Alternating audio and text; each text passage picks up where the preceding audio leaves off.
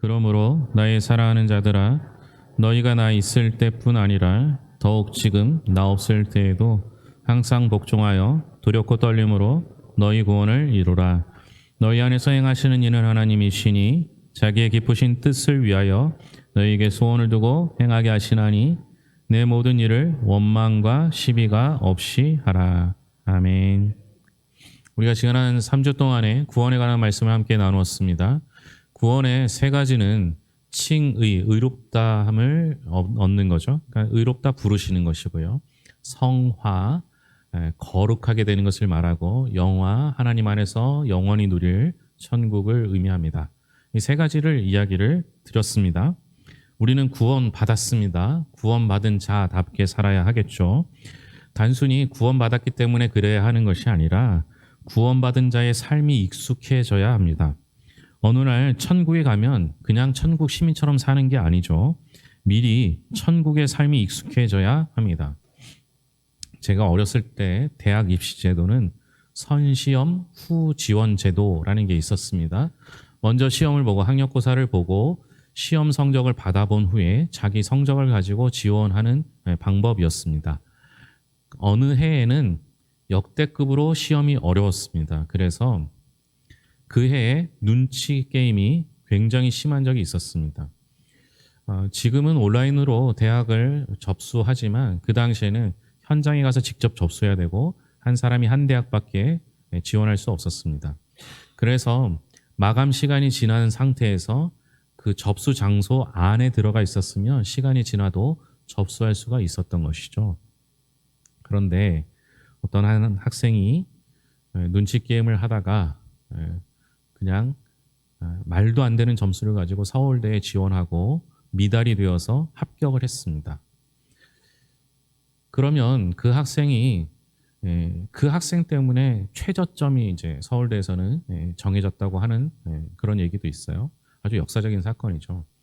저는 그 학생이 그 후에 어떻게 됐는지 궁금했습니다. 그런데 그 학생이 서울대는 입학했지만 중간에 그것을 수업을 따라가지 못해서 중간에 포기하고 학교를 그만두었다라는 얘기를 들었습니다.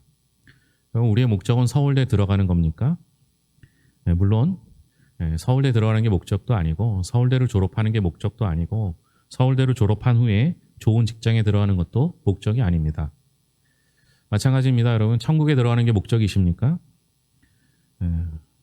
우리는 천국에 들어가야 합니다. 그러나 천국에 들어가는 목적이 아니라 천국을 누리며 사는 게 목적입니다. 그래서 우리에는 성화의 과정이 필요하죠. 천국 가도 하나도 즐겁지 않은 사람이 되어서는 안 되지 않겠습니까? 천국 가면 하루 종일 뭐 한다고요? 예배한다고. 이제 우리 교인들은 이제 외웠겠죠. 천국 가면 하루 종일 예배합니다. 천국 가면 하루 종일 즐겁겠습니까? 다행히 제가 설교하진 않아요. 그러니까 하나님이 함께 하시고 하나님 말씀이면 오병이의 사건을 통해서 보지만 아침부터 저녁 늦은 시간까지 배고픈 줄 모르고 하나님 말씀 들을 수 있거든요. 천국에는 그런 기쁨이 있다는 거죠.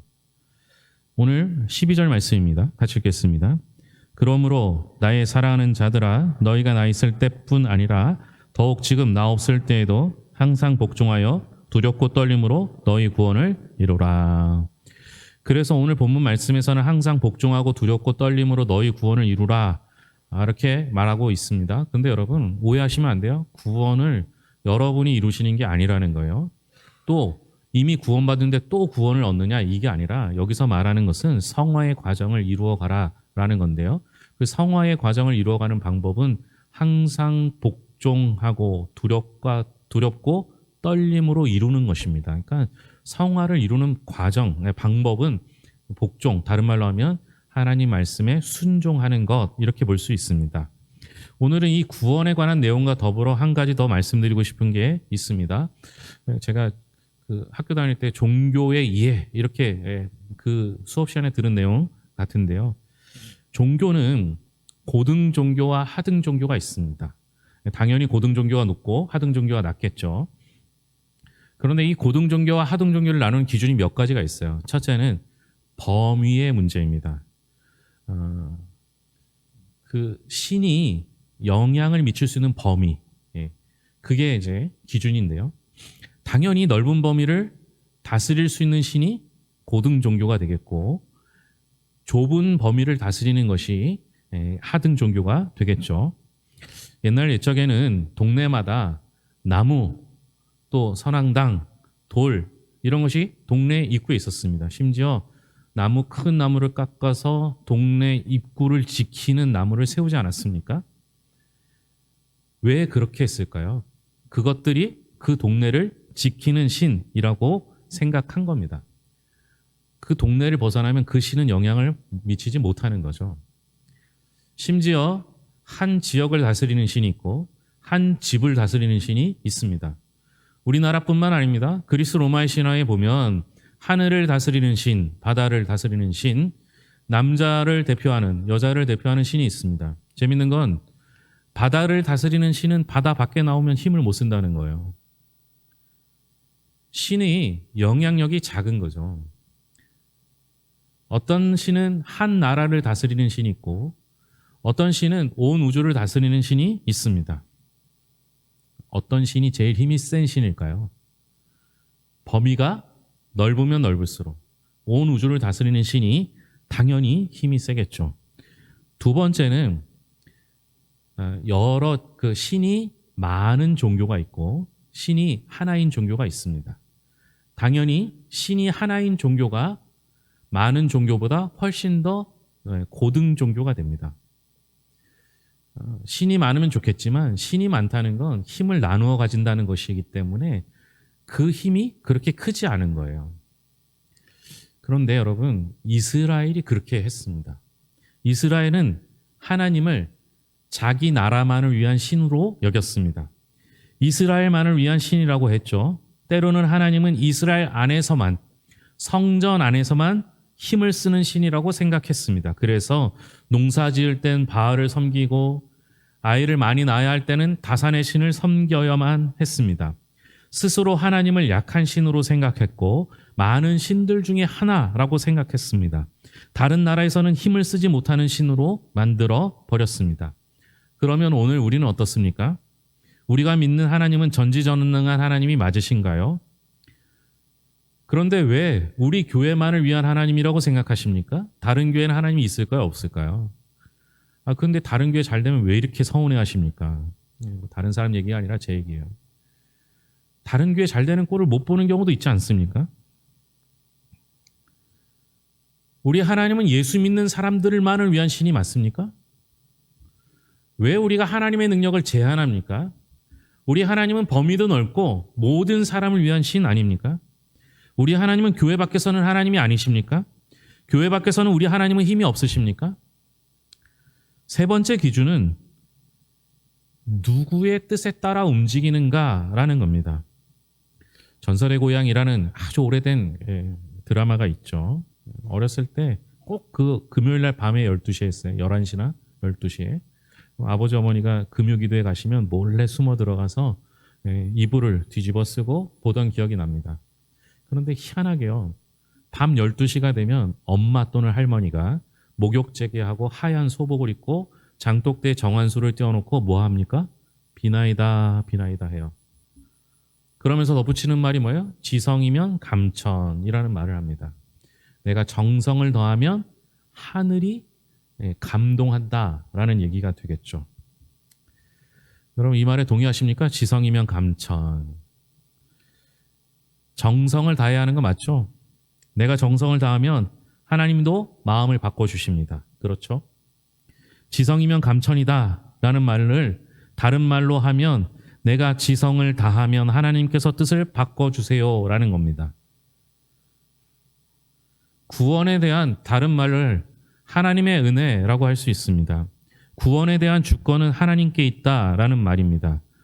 그런데 여러분 구원만 주권이 하나님께 있는 게 아닙니다. 모든 주권은 하나님께 있습니다. 다른 말로 하면 하나님은 뜻이 있다라는 거예요. 또 다른 말로 하면 하나님은 계획이 있으십니다. 그런데 그 하나님께서 세운 계획이 가장 완벽합니다. 부모님의 말은 대부분 다 옳습니다.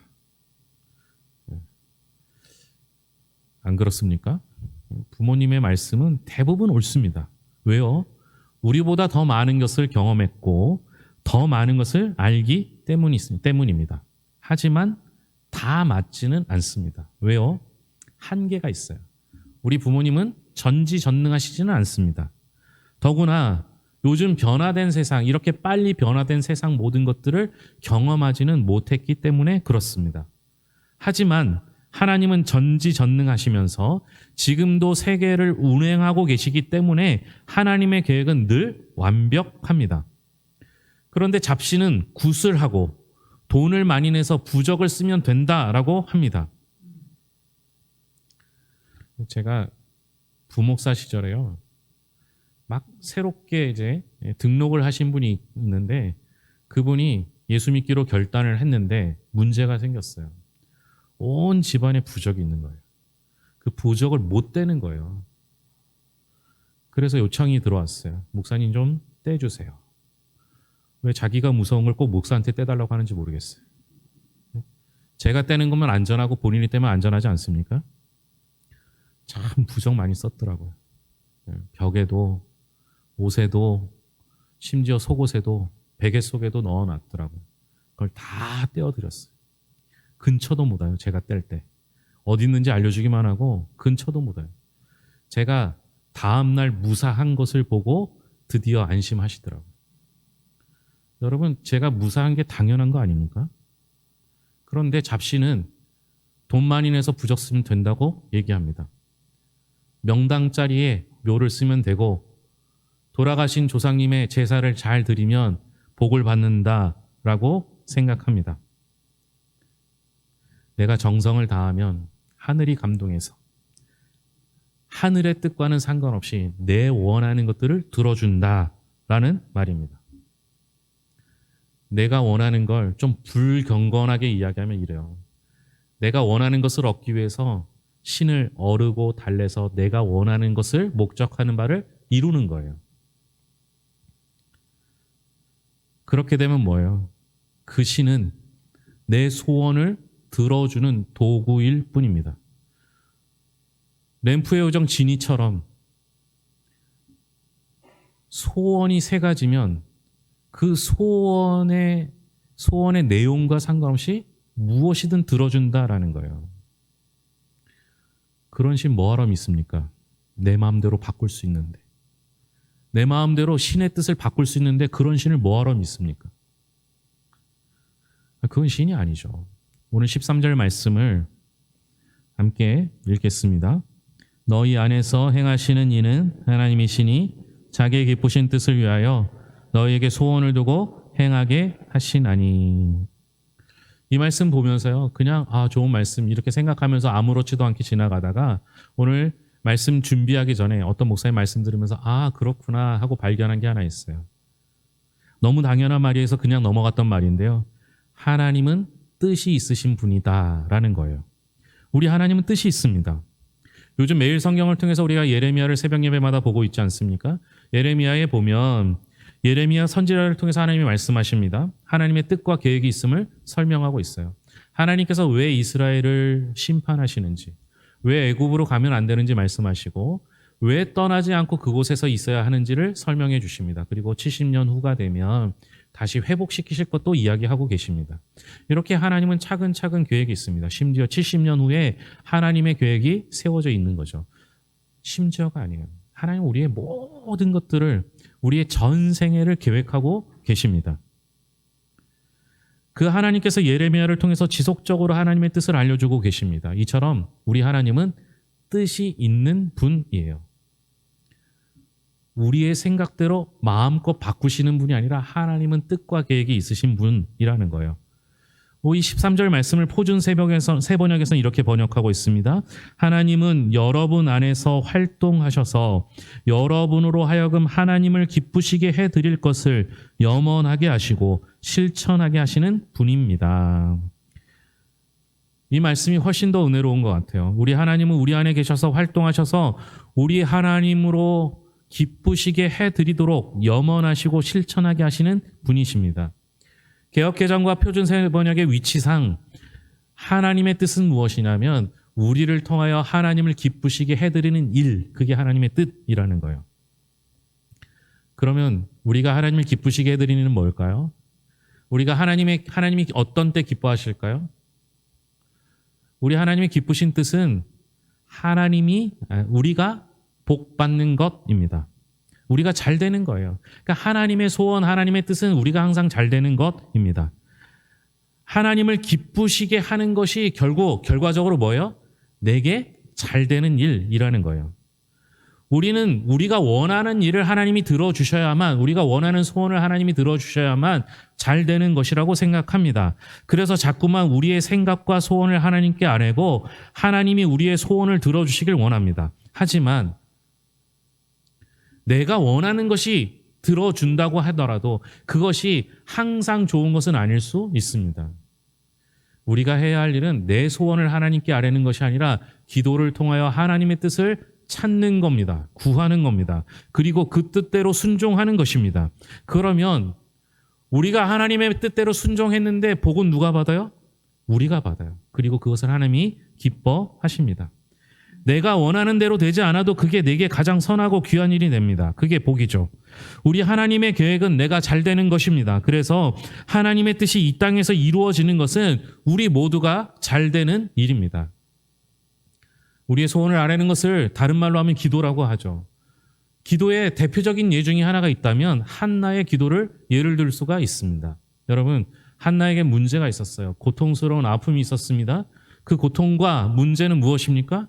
아이를 낳지 못하는 거예요. 불임이 문제였습니다. 여러분, 한나가 자기가 아이를 낳지 못하는 것, 불임이 원인, 문제라면 여러분 같으면 어떻게 기도하시겠습니까? 하나님, 아이를 낳게 해주세요. 이렇게 기도해야 되잖아요. 그런데 한나의 기도는 좀 독특한 부분이 있습니다. 사무엘상 1장 11절에 보면 서원하여 이르되 만군의 여호와여 만일 주의 여종의 고통을 돌보시고 나를 기억하사 주의 여종을 잊지 아니하시고 주의 여종에게 아들을 주시면 내가 그의 평생의 그를 여호와께 드리고 삭도를 그의 머리에 대지 아니하겠나이다. 여러분, 한나가 자기를 위한 자기의 소원이라면 아이를 낳는 것이어야만 했습니다.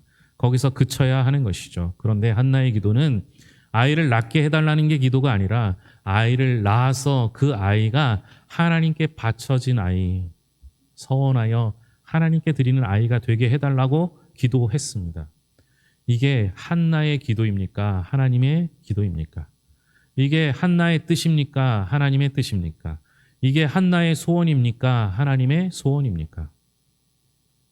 한나만의 소원이라면 아이를 낳는 것으로 끝이 났을 것입니다. 그런데 하나님의 소원이 되면 그 아이가 사무엘이 되고 그 아이가 이스라엘의 사사 겸 선지자가 되어 이스라엘의 영적 회복을 이루게 한다라는 사실입니다. 한나가 품은 소원이라면 한나 혼자 만족하는, 아니 그 아이가 커서 문제가 될 수도 있는, 어떻게 될지 모르는 상황이지만 그러나 한나가 자신의 소원을 접고 하나님의 소원을 품으니 하나님의 뜻을 받아들이니 그를 통하여 이스라엘의 영적 회복이 일어나게 되지 않았습니까? 그래서 우리는 하나님의 뜻을 찾고 구하고 만나야 합니다. 그래야만, 하나님의 뜻을 구해야만 나도 좋고 우리도 좋은 그런 하나님의 뜻이 이 땅에서 이루어질 수 있는 것이죠. 나만을 위한 소원이 아니어도 우리 하나님의 뜻은 항상 우리 모두를 포함한 행복을 주기를 원하고 계십니다. 우리의 소원이 하나님을 어르고 달래서 그것을 관철시키는 것이 아니었으면 좋겠습니다. 기도하면 할수록 겸손해져서 하나님께서 말씀하시는 것은 무엇이든 듣겠습니다. 나의 원대로 마옵시고 아버지의 원대로 해달라고 하는 기도로 바뀌어야 합니다. 왜 우리는 하나님의 뜻을 구해야 합니까? 우리 하나님의 뜻은 우리 모두를 위한 일이 되고 우리에게 복이 되기 때문입니다. 사랑하는 성도 여러분, 여러분 안에 하나님의 소원을 두시고 하나님의 뜻을 이루어 가시는 그 하나님의 말씀 앞에 늘 순종할 수 있는 성도들이 될 수 있기를 바랍니다. 기도하겠습니다. 하나님 아버지 감사합니다. 하나님은 뜻이 있으신 분이십니다.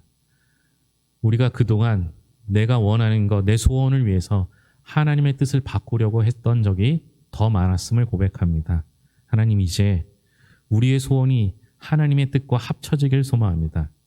하나님의 뜻과 내 소원이 다르면 하나님 뜻 앞에 바꿀 수 있는 결단이 넘치게 하여 주시옵소서. 그래서 말씀대로 하나님의 뜻대로 순종하여 우리도 복받고 우리 주변의 모든 사람, 이 세계가 하나님의 은혜가 충만해질 수 있도록 하나님의 뜻을 구하고 찾고 이루는 자 되게 하여 주시옵소서. 하나님 아버지, 우리 안에서 행하시는 이는 하나님이시니 자기의 기쁘신 뜻을 위하여 너희에게 소원을 두고 행하게 하시나니 그 주님의 마음 품게 하여 주시옵소서. 지금 여러 가지 문제와 아픔으로 고민하고 고통받는 영혼이 있다면 다 내려놓고 주님께 구하여 받는 자, 해결받는 자 되게 하여 주시옵소서. 모든 것을 예수님의 이름으로 기도합니다. 아멘.